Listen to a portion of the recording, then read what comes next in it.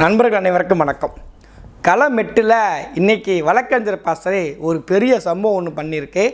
அந்த சம்பவத்தை பற்றி நம்ம இன்றைக்கி இணையதளத்தில் நம்ம யூடியூப்பில் விலாவரியாக பார்க்க போகிறோம். வாய்ப்புள்ளவங்க என் வீடியோ பார்க்கணுன்னு நினைக்கிறத தாண்டி நாம் தமிழர் கட்சியினுடைய யூடியூப் சேனலில் நாம் தமிழர் கட்சி வழக்கறிஞர் பாசறை சார்ந்த உறவுகள் இணையதளத்தில் நேர்காணல் கொடுத்த பேட்டி அளிச்சிருக்கிறாங்க. வாய்ப்புள்ளவங்க அந்த செய்தியாளர் சந்திப்பை பார்த்துட்டு வாருங்க. ரொம்ப தரமான சம்பவம். கூஸ் பம்ப்ஸ் தெரியுமா? நீங்கள் ஒரு தேட்டரில் போய் ஒரு இன்டர்வல் பிளாக் சீனு இல்லை கிளைமேக்ஸ் சீனு இல்லை ஹீரோ என்ட்ரி வரும்போது நமக்கு எப்படி இருக்குன்னா ஒரு கூஸ் பம்ப்ஸ் இருக்கும். எங்கள் தலையை வந்துட்டாண்டா அப்படின்னு ஒரு கூஸ் பம்ப்ஸ் இருக்கும்ல, அந்த மாதிரி கூஸ் பம்ப்ஸான ஒரு சீனை தான் வழக்கறிஞர் பாசறை சட்ட ரீதியாக சும்மா அடிக்கி எரிஞ்சு போயிருக்கிறாங்க. அதை பற்றி அன்றைக்கி நம்ம விலாவரியாக பார்க்க போகிறோம். வருண் ஐபிஎஸ் அடக்கமாக அமைதியாக இருப்பது நல்லது. நம்ம ஊரில் பொதுவாகவே ஒரு வார்டு மெம்பர் ஒருத்தர் இருப்பார். இப்போ புரியுதுங்களா? அந்த வார்டு மெம்பருக்கு ஏதாவது ஒரு பணிக்கு அவரோட வேலையே என்னதுன்னா அந்த மக்களுக்கு சாலை போட்டு கொடுக்கறது, மின்விளக்கு அமைச்சு கொடுக்குறது. இதுதான் அவரோட வேலையே, வேறு எதுவுமே கிடையாது. அதுக்கு தான் நாங்கள் உங்கள் வாக்கே செலுத்தியிருக்கிறோம். ஆனால் அந்த ஒரு மின்விளக்கு அமைச்சிட்டு அதோட மொத்த ப்ராஜெக்டோட வேல்யூவே ஒரு 10,000 வச்சுக்கோங்களேன். போஸ்ட்டு 20 வரைக்கும் அடிச்சுடுவாப்பில். மின்விளக்கை ஏற்படுத்தி கொடுத்த இந்த ஊராட்சியில் இந்த வார்டு மின்விளக்கு ஏற்படுத்தி கொடுத்த வார்டு மெம்பருக்கு மனமார்ந்த வாழ்த்துக்கள். ஊர் பொதுமக்கள் வாழ்த்துக்கள் மக்கள் சொல்ல மாட்டாங்க, இவங்களே போட்டு அடிச்சுக்கிடுவாங்க. அந்த மாதிரி அரசியல்வாதிகள் சில பேர் நிறைய பேர் விளம்பர விரும்பிகளாக இருப்பாங்க. ஆனால் அதே மனநிலையில் இருக்கக்கூடிய சில அரசு அதிகாரிகளும் இப்போ என்னவா இருக்காங்க பார்த்துக்கிட்டிங்கன்னா இணையதளம் இருக்குது. அதுவும் குறிப்பாக கூஸ் பம்ப்ஸ் கொடுக்குற மணிக்கே திரைப்படங்கள் வர இறங்கிருச்சு. சிங்கம் 1, சிங்கம் 2 சும்மா அடக்க மாட்டாங்க. ஹரி பார்த்துக்கோங்க, 1, 2, 3 எடுத்து வச்சிட்டாப்பில். அது போக சாமி 1 எடுத்து வச்சிட்டாப்பில். இப்படி பல படங்கள் சினிமாவில் போலீஸ்கார் நிறைய எடுத்து வச்ச உடனே என்ன ஆயிடுச்சுன்னா தன்னை ஒரு ஹீரோஸை காட்டுறதற்காண்டி நிறைய அரசு அதிகாரிகள் பாருங்கள், இன்றைக்கி நான் இந்த மாணவிகளுக்கு உதவி செய்தேன், இந்த மாணவர்களுக்கு நான் உதவி செய்து இவருக்கு நான் மாத்திரை வாங்கி கொடுத்தேன், இவருக்கு நான் ஊசி போட செலவு பண்ணேன் அப்படின்னு சொல்லி பல நல்ல விஷயங்கள் பண்ணுறங்கிற பேரில் விளம்பர விரும்பியாக பண்ணக்கூடிய மனநிலைக்கு போயிட்டாங்க. உண்மையிலேயே நல்லது பண்ணுறவங்க இருக்கிறாங்க, வெளியே தெரியாமல் நாசுக்காக பண்ணுறவங்க இருக்கிறாங்க. ஆனால் நான் சொன்ன இந்த 10 ரூபாய்க்கு லைட்டை மாட்டிட்டு 20 ரூபாய்க்கு போஸ்ட் அடிக்க கூட்டங்கள் இங்கே நிறைய இருக்குது. அப்படி அரசு அதிகாரிகளையுமே சில பேர் இருந்துக்கிட்டு இருக்கிறாங்க. அதில் ஒருத்தரை தான் நாம் தமிழர் கட்சி வழக்கறிஞர் பாசறை மதிப்பிற்குரியான சீதர் அவர்கள், அண்ணன் சங்கர் அவர்கள் போட்டு துவச்சி எடுத்துக்கிறாங்க. ஐபிஎஸ் அதிகாரி எப்படி தன் சட்டம் ஒழுங்கு வேலையை எப்படி செய்வாரோ, தனக்கு இட்ட பணி எப்படி செய்வாரோ அதை மட்டும் செய்யணுமே தவிர அவர் தினம் போய் யூனிஃபார்ம் போட்டதெல்லாம் போட்டோ எடுத்து பெரிய சூர்யா ரேஞ்சுக்கு பில்டப் பண்றதெல்லாம் தேவையில்லை. அந்த வேலையெல்லாம் செய்யாம அவர் வேலையை அவர் செய்தா. வருண்குமார் ஐபிஎஸ் அவருக்கும் நமக்கும் பெரிய பனிப்போர் போய்கிட்டு இருக்கு. நாம் தமிழர் கட்சிக்கும் வருண்குமார் ஐபிஎஸ்க்கும் பனிப்போர் போய்கிட்டு இருக்கு. இந்த போர் எப்போ வேணாலும் வெடிக்கலாம் அப்படின்ற மாதிரி ஒரு சீனை உருவாக்கிட்டே இருந்துச்சு. ஆனால் இந்த வழக்கறிஞர் பாசறை நிறுத்தப்பட்டாங்க. அது AK-44 கிடையாது, ராக்கெட்டும் கிடையாது. அது என்னது, வெறும் புஷ்வாலம் தான் அப்படிங்கிற மாதிரிக்க அப்படியே கொழுந்து விட்டு உடம்பிறப்புக்கெல்லாம் ஃபயர் விட்டாங்க.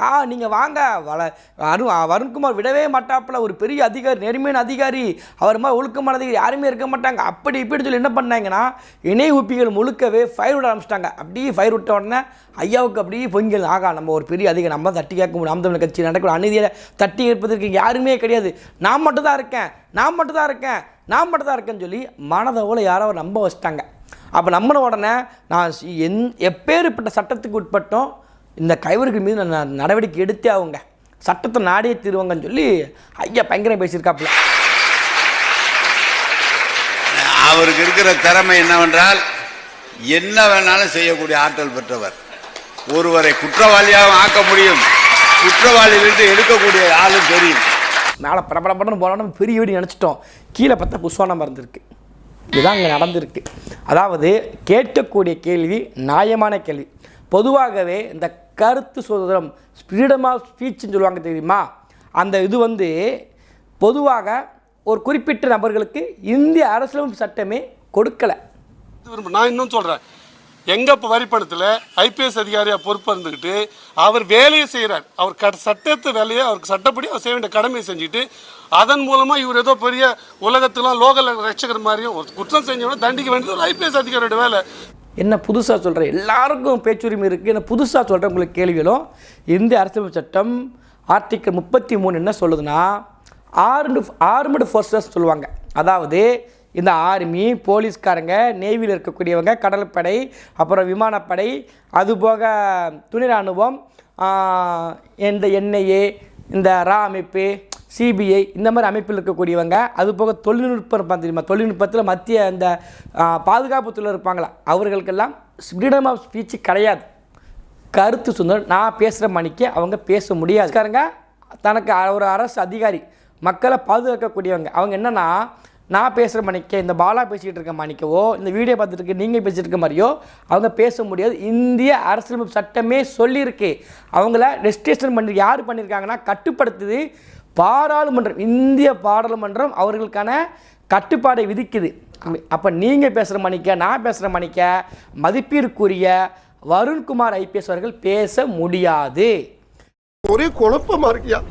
கருத்து சுதந்திரம் அவருக்கு நம்மளோட கம்மி தான். எப்போ வரைக்கும் இந்த யூனிஃபார்மோட போட்டிருக்காரு தெரியுமா? இப்போ இதே அதிகாரத்தில் வச்சு கண்ணன் என்கின்ற நபரை, சாத்தூர் தொகுதியை சார்ந்த கண்ணன் நபரை இங்கேருந்து திருச்சி கூட்டு போய் கண்ணை மூடி ஒரு 10 போலீஸ் அதிகாரிகள் சேர்ந்து கண்ணை மூடி அடிச்சிருக்காங்க ஒரு பதிவு வருதுல்ல.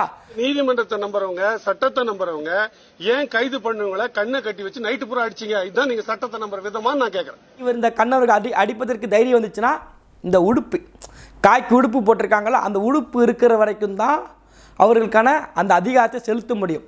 ஆனா அவங்க கண்ணை கட்டி வச்சு யார் எந்த காவலர் தாக்குறாரு, எங்க தாக்குறாரு தடுக்க கூட வழி இல்லாத கண்ணை கட்டி வச்சு நைட்டு பூரா அடிச்சிருக்கீங்க. இதுதான் நீங்க சட்டப்படியா செய்யற வேலையா? இதுதான் சட்டத்தை நம்புற வேலையா? சரி, அதே மாதிரி அந்த உடுப்பு தன்னுடைய உடம்புல இருக்கின்ற வரைக்கும், அதே மாதிரி உடுப்பு இருக்கின்ற வரைக்கும் நான் பேசுகிற மாதிரி இவங்க நம்ம எல்லாம் பேச மணிக்க அவங்க பேச முடியாது. அந்த உடுப்பெல்லாம் கீழே வச்சுட்டு, அதாவது ரிட்டையர்மெண்ட் ஆவாங்க, இல்லை அவங்களுக்குன்னு இந்த விருப்ப ஓய்வு பெற்று வருவாங்க தெரியுமா, சாதாரண மனிதராக என்னை மாதிரி இந்த வீடியோ பக்கம் உங்களை மாதிரி வரும்போது தான் அவர்களுக்கும் கருத்து சுதந்திரம் இருக்கும். ப்ரெஸ் மீட்டை சந்திக்கலாம், கருத்துக்களை வெளியிடலாம், இல்லைனா இப்போ செய்தியை சந்தித்து பேசலாம், அரசு ரீதியாக பேசலாமே தவிர இந்த இப்போ பண்ணிட்டு இருக்கா பாருங்க, நாய்கள் குலைக்கும் தினம், கருத்துக்கள் அறிவிக்கப்படுகிறது. அதுபோக ஒரு பாரதியார் பாட்டெல்லாம் போட்டு எழுதி போட்டார் தெரியுமா, அந்த மாதிரி எந்த அதிகாரியும் பண்ணினதே கிடையாது ஐயாவை தவிர. உங்களுக்கு வலிக்குது இல்ல? உங்க மனைவி சொன்ன வலிக்குது இல்ல? உங்க மகளை சொன்ன வலிக்குது இல்ல? உங்க குடும்பத்தை சொன்ன அப்படி அண்ணன் சீமான் அவர்களை பத்தி பேசப்படுதா இல்லையா? அவரோட தாயாரை பற்றி பேசப்படுதா இல்லையா? அவங்க மனைவியை பற்றி பேசப்படுதா இல்லையா?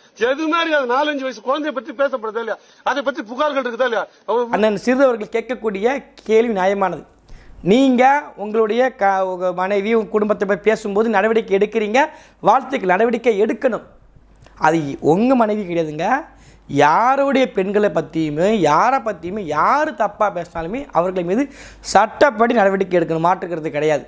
இவர்களுக்கு ஒரு பிரச்சனைனா உடனே நடவடிக்கை எடுத்துருந்தாங்க. எப்படி நீங்கள் எங்கள் வீட்டு பெண்கள் நீங்கள் தப்பாக பேசுவீங்க, எங்கள் வீட்டு குழந்தைங்க எப்படி தப்பாக பேசுவீங்க, என் மனைவி நீங்கள் எப்படி தப்பாக பேசுவீங்கன்னு சொல்லி கேள்வி கேட்குறாங்க. சரிதான், எல்லாருக்கும் இப்போ உங்களுக்கு ஒரு அம்மா உங்களுக்கு மனைவி இருக்கும் மணிக்கு மற்றவங்களுக்கு அம்மா இருக்கும், மற்றவங்களுக்கு மனைவி இருக்கும்ல. இப்போ அதே மற்றவங்க மனைவி அம்மாவை பேசும்போது உங்களுக்கு வலிக்கும்ல. இப்போ அண்ணன் சிறுதனை கேட்க நியாயமான கேள்வி தானே. உங்களுக்கு வலிக்கு, அந்த வலியின் காரணமாக நீங்கள் சாத்தூரில் இருந்து சாமி கும்பிட்டு அவர் சாமியை கும்பிட்ட மணிக்கு அப்படியே நீங்கள் வந்து காரில் கூப்பிட்டு போகிறீங்க, வேனில் கூப்பிட்டு போகிறீங்க, ஜீப்பில். சரி, வாழ்த்துக்கள், அது பண்ணணும். யார் மனைவி யார் தப்பாக பேசணும், சரிதான். இப்போ உங்களுக்கு வலிச்சிருக்கு, உடனே நடவடிக்கை எடுக்கிறீங்க. இதே தான் நாங்கள் கேள்வி கேட்குறோம். தேவைன்னா நீங்கள் போய் காலையில் புகார் கொடுத்தா நைட்டு கைது பண்ணி கட்டி வச்சு அடிக்கிறாங்க. ஆனால் எங்கள் வீட்டு பொம்பளைங்களை, எங்கள் அம்மாங்களை, எங்கள் குழந்தைங்களை, எங்கள் கூட பிறந்தவங்களை அசிங்கமாக ஆபாசமாக யார் யாரோட தொடர்பு பேசும்போது இன்னைக்கு இதை ரசிக்கிறீங்களே, அப்போ நீங்கள் சரியான அதிகாரியா? நம்ம என்ன சொல்கிறோம், அண்ணன் சீமான் அவர்களை தாண்டி நாம் தமிழர் கட்சியில் பயணிக்கக்கூடிய அக்கா காளியம்மாக்கா அவர்கள், சுனதா தமிழ்ச்செல்வன் அவர்களாக இருக்கலாம், அக்கா வெண்ணிலா அவர்களாக இருக்கலாம், எத்தனையோ பெண்களை எவ்வளவு கொச்சையாக பேசுகிறாங்க. அந்த வார்த்தைகளை நம்ம வீட்டில் ஒருத்தங்க பதிவு சொல்லவே முடியாது. அவங்களுக்குன்னு கணவர் இருப்பாங்க, அவங்களுக்குன்னு குழந்தை இருப்பாங்க, இல்லை ஒரு கணவர் ஒரு ஆம்பளை ஒருத்தர் பேசினா அவங்க மனைவி எடுத்து போட்டு பேச வேண்டியது. வீட்டில் இருக்க குழந்தைங்க என்ன பண்ணுவாங்க, வீட்டில் கூட மனைவி என்ன பண்ணும், எவ்வளோ ஆபாசம் பேசி எத்தனை புகார்கள் கொடுத்துருக்கு. தெளிவு என்னன்னா, வருண் ஐபிஎஸ் அவர்கள் திமுகவிற்காக வேலை செய்கிறார், இது எங்களோட குற்றச்சாட்டு. நிரூபிக்கணும். அவர் எல்லோருக்கும் சொன்னா 200 புகார் திருச்சி மாவட்டத்தில் மட்டும் இருக்கு. தமிழகம் பூரா 2000 புகார் இருக்கு கொடுத்த நிலுவையில். ஒரே ஒரு புகார்ல திமுகவினர் மீது, திமுக ஐடி விங் மீது இந்த சூர்யா பான் டு வின்னு போட்ட மாதிரியானது பல போக்கிலிகள் போட்டுட்டு இருக்காங்க. ஒரு நடவடிக்கை எடுத்தாங்க தமிழகம் முழுது சொல்லுங்க. மானமுள்ள அரசு நான் ஒத்துக்கிறேன், மானமுள்ள அரசு நான் ஒத்துக்கிறேன். ஒரே ஒரு நடவடிக்கை எடுத்தாங்க சொல்லுங்க.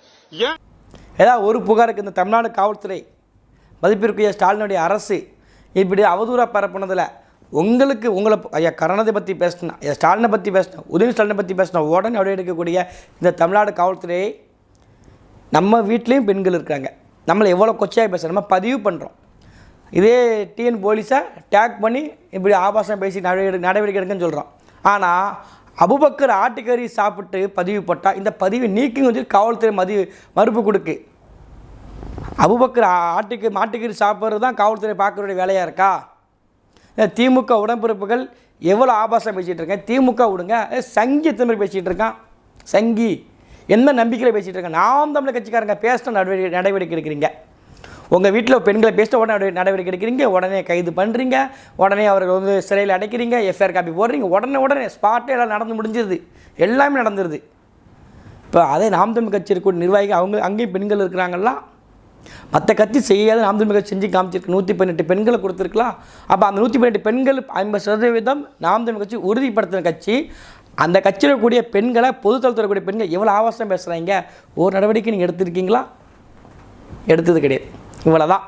ஆனால் இதில் பார்க்கும்போது அந்த பேட்டியில் அப்படின்னு சொல்லியிருப்பாப்புல, மீசை வச்சு அடே தெரசவான்ட்டு எங்க வரிப்பணத்தில் ஐபிஎஸ் அதிகாரியா பொறுப்பு இருந்துக்கிட்டு அவர் வேலையை செய்கிறார். அவர் சட்டத்து வேலையை அவருக்கு சட்டப்படி அவர் செய்ய வேண்டிய கடமையை செஞ்சுட்டு அதன் மூலமா இவர் ஏதோ பெரிய உலகத்துலாம் லோக ரட்சகர் மாதிரியும் ஒரு குற்றம் செஞ்சவன தண்டிக்க வேண்டியது ஒரு ஐபிஎஸ் அதிகாரியோட வேலை. இவர் என்னமோ ஒரு லோக ரட்சகர் மாதிரியும் உலகத்தையே இவர் தான் காப்பாற்ற போன மாதிரியும் இவர் போற இடங்கள்லாம் கருணையில் உதவி பண்ற மாதிரியும் இவர் ஒரு மீசை வச்ச மதர் தெரேசா மாதிரியும் ஒரு சீனை கிரியேட் பண்ணுவார். ஏன்னா ரொம்ப பிடிச்சிருந்துச்சி எனக்கு அந்த நல்லா இருந்துச்சு. அதாவது அண்ணன் பேச தக் லைஃப்பில் உங்களுக்கு எது பிடிச்சிச்சிங்க மறக்காமல் கமெண்ட் பண்ணுங்கள். அடுத்த ஒரு பதிவு சந்திக்கலாம். நன்றி.